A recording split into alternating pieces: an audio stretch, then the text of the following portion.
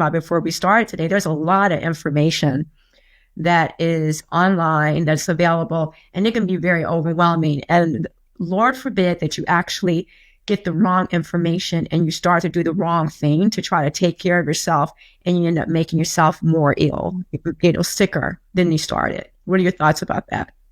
Oh, I agree.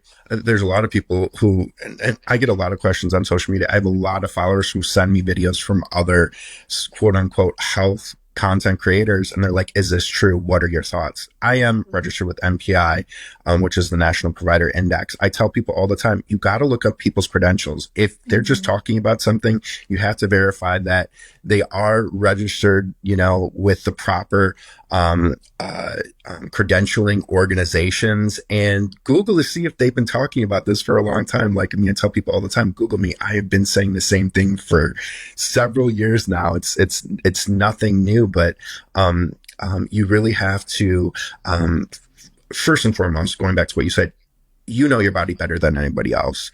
You have a intuition, and you should definitely follow that.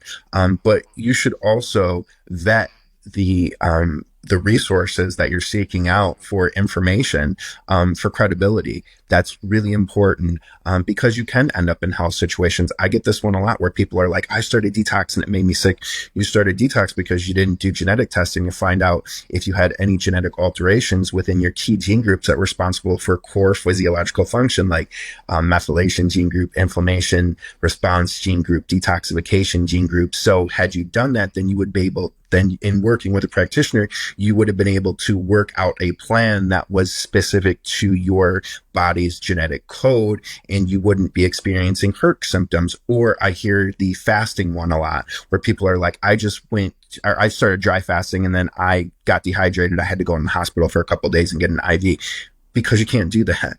You have to step yourself into fasting. First, you have to go on a fruit fast or a juice fast, and then go into a water fast. But if you're doing a water fast, you also still have to make sure that you're putting minerals in your water. So it is a stepped process. It's a gradual process. When I first started, people would make jokes like, certified in detox. I'm certified in nutritional detox. So I'm certified in how to gradually step you into a detox based on the symptoms that you're coming to me with. And then, of course, doing a family history or genetic testing.